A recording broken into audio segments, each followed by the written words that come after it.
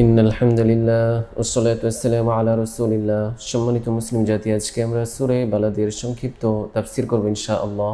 আল্লাহ রাব্বুল আলামিন বলেন, লা উকসিমু বিহাদাল বালাদ ওয়া আনতা হিল্লুম বিহাদাল বালাদ ওয়া ওয়ালিদিন ওয়া মা ওয়ালাদ লাকাদ খালাকনাল ইনসানা ফি কাবাদ। আজকে আমরা এই চারটি আয়াতের সংক্ষিপ্ত তাফসীর করব। প্রথমেই আল্লাহ রাব্বুল আলামিন কসম করেছেন সম্মানিত শহর, পবিত্র শহর মক্কা নগরীর। তারপর কসম করেছেন পৃথিবীর শ্রেষ্ঠ মানব নবী মুহাম্মদ সাল্লাল্লাহু আলাইহি ওয়াসাল্লামের। তারপর আল্লাহ রাব্বুল আলামিন কসম করেছেন পৃথিবীর সমস্ত বাবা এবং সমস্ত সন্তানের। তো এই তিনটা আয়াতের মধ্যে বোঝার বিষয় হচ্ছে আল্লাহ রাব্বুল আলামিন সর্বশেষ 3 নম্বর কসম করেছেন সমস্ত বাবা এবং সমস্ত সন্তান। সমস্ত বাবা এবং সমস্ত সন্তানের কসম কেন করেছেন? এবং এরপরে আল্লাহ বলছেন, লাকাদ খালাকনাল ইনসানা ফি কাবাদ, আমি সমস্ত মানুষকে সৃষ্টি করেছি কষ্ট সহকারে। তারা ধৈর্য শক্তি দিয়ে আমি তাদেরকে সৃষ্টি করেছি, অর্থাৎ পৃথিবীর মধ্যে কোনো কষ্ট নেই। মাফহুমে মুখালাফ ইমাম শাফিঈ রাহিমাহুল্লাহ তাআলা তার কিতাবুল উমির মধ্যে বলেন, এর অর্থ হচ্ছে পৃথিবীর মধ্যে কোনো কষ্ট নেই, আসল কষ্ট আগামীকাল হবে, পৃথিবীর মধ্যে কোনো কষ্ট নেই। তো আল্লাহ রাব্বুল আলামিন এই আয়াতের মধ্যে প্রথমে 3টি কসম করেছেন, তার মধ্যে 3 নম্বর যে কসম, এই কসমটা আমাদের বোঝা খুবই জরুরি। সমস্ত বাবা এবং সমস্ত সন্তানের কসম কেন করেছেন? কারণ আল্লাহ রাব্বুল আলামিন পৃথিবীর সমস্ত বাবাকে এবং সমস্ত সন্তানকে বুঝাচ্ছেন, ও পৃথিবীর সমস্ত বাবা, তোমরা আজকে মৃত্যু পর্যন্ত সন্তানকে নিয়ে টেনশন করো যে আমার সন্তান ভালো নেই, আমার সন্তান অন্য সন্তানের মতো ভালো প্রতিষ্ঠিত হতে পারেনি, বা আমার সন্তান আমাকে ওই রকমভাবে সেবা করতে পারে না, তার এত বেশি টাকা নেই, সে এত ভালোভাবে আমাকে খাবারও দিতে পারে না, বা আমার সন্তান আজকে খুবই অসুস্থ, আমার মেয়েটা খুবই বিধ্বস্ত, তার বিয়ে হয়েছিল, সে তার স্বামীর ঘর থেকে চলে আসছে, তার কয়েকটি সন্তান আছে, বা তার স্বামী অসুস্থ, তারা অসুস্থ। এভাবে প্রত্যেকটা বাবা পৃথিবীর প্রত্যেকটা সন্তানকে নিয়ে তারা টেনশন করে, মৃত্যু পর্যন্ত তাদের পজিশন নিয়ে টেনশন করে।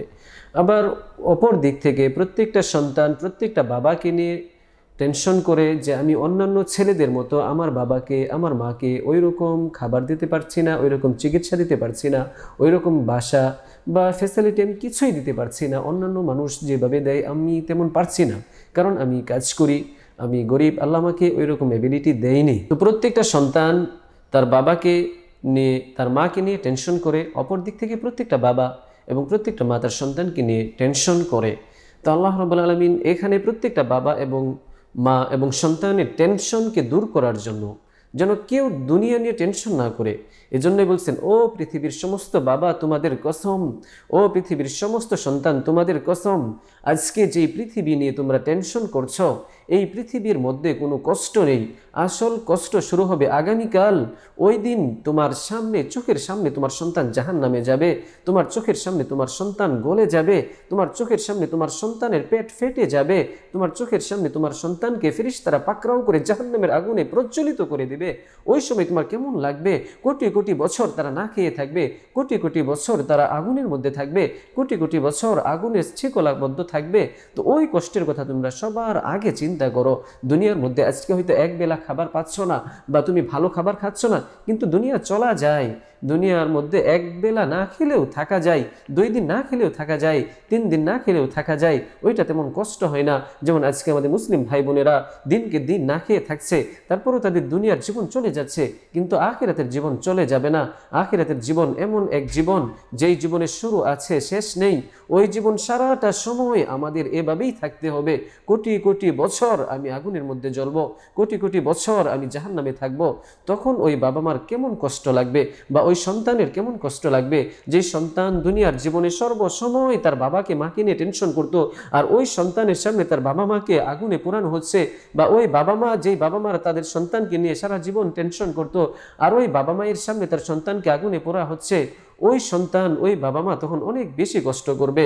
আর কিয়ামতের দিন এমন একটা সিচুয়েশন হবে, আজকে পৃথিবীর মধ্যে আমরা দেখি মানুষজন তাদের জন্য, সন্তানের জন্য, বাবা মায়ের জন্য জীবন দেয়, অনেক নজির, অনেক উদাহরণ। কিন্তু কিয়ামতের দিন এমন হবে, সমস্ত মানুষ মুহূর্তের মধ্যে তাদের সন্তান, তাদের আত্মীয় স্বজন সব ভুলে যাবে, সব ভুলে যাবে।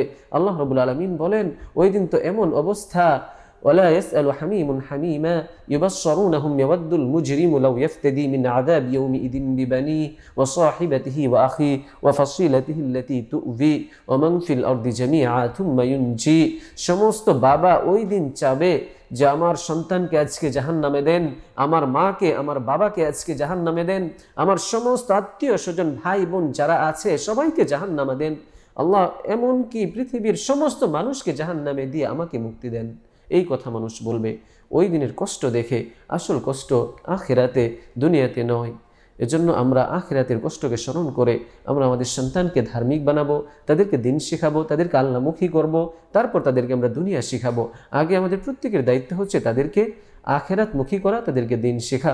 আমরা সূরা লাইলের এই 4টি আয়াত থেকে এটাই বুঝতে পারি। আল্লাহ রাব্বুল আলামিন আমাদের সকলকে কবুল করেন।